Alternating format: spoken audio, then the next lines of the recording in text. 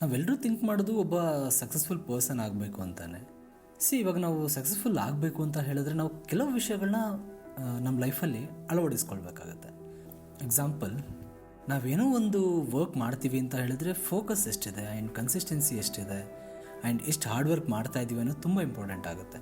And discipline, ನಾವೇನೋ work ಮಾಡ್ತಾ ಇರ್ತೀವಿ, ಅಲ್ಲಿ ನಮ್ಗೆ ವರ್ಕೌಟ್ ಆಗ್ತಾ ಇಲ್ಲ ಅಥವಾ ನಮಗೇನು ಅದರಿಂದ ರಿಸಲ್ಟ್ಸ್ ಬರ್ತಾ ಇಲ್ಲ ಅಂತ ಹೇಳಿದಾಗ ನಾವು ಅರ್ಧಕ್ಕೆ ಬಿಟ್ಟು ಬೇರೆ ವರ್ಕ್ನ ಕಾನ್ಸಂಟ್ರೇಟ್ ಮಾಡೋದಕ್ಕಿಂತ ಅಟ್ಲೀಸ್ಟ್ ಅದರ ರಿಸಲ್ಟ್ ಇವಾಗ ಬರದೇ ಇದ್ರೂ ಮುಂದೊಂದು ದಿನ ಬರ್ಬೋದು.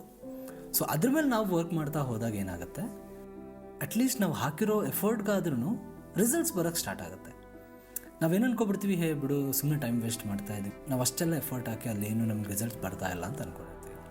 ಅದ್ರೇನು ಗೊತ್ತಾ, ನಾವಿಲ್ಲಿ ಎಷ್ಟು ಎಫರ್ಟ್ ಹಾಕ್ತೀವೋ ಇನ್ನೊಂದು ಕೆಲಸ ಮಾಡಬೇಕು ಅಥವಾ ಇನ್ನೊಂದು ಏನೋ ಒಂದು ಗೋಲ್ ಇಟ್ಕೊಂಡು ಹೋಗ್ತೀವಿ, ಅಲ್ಲಿ ಕೂಡ ಅಷ್ಟೇ ಎಫರ್ಟ್ ಹಾಕಬೇಕಾಗತ್ತೆ. ಆ್ಯಂಡ್ ಎವ್ರಿ ಟೈಮ್ ನಾವು ನಮ್ಮ ಎಫರ್ಟ್ನ ಸ್ವಲ್ಪ ಡಿವೈಡ್ ಮಾಡ್ಕೊಂಡೋದು ಏನಾಗುತ್ತೆ, ಇಲ್ಲೂ ಕೂಡ ರಿಸಲ್ಟ್ಸ್ ಬರಲ್ಲ. ಸೊ ಹಾಗಾಗಿ ಆದಷ್ಟು ನಾವು ಒಂದು ಕಡೆ ಕಾನ್ಸಂಟ್ರೇಟ್ ಮಾಡಿ ಒಂದು ಕಡೆ ಫೋಕಸ್ ಇಟ್ಕೊಂಡ್ರೆ ಅಚೀವ್ ಮಾಡೋದಕ್ಕೆ ಆದಷ್ಟು ಬೇಗ ಆಗುತ್ತೆ ಅಂತ ನನ್ನ ಒಪಿನಿಯನ್.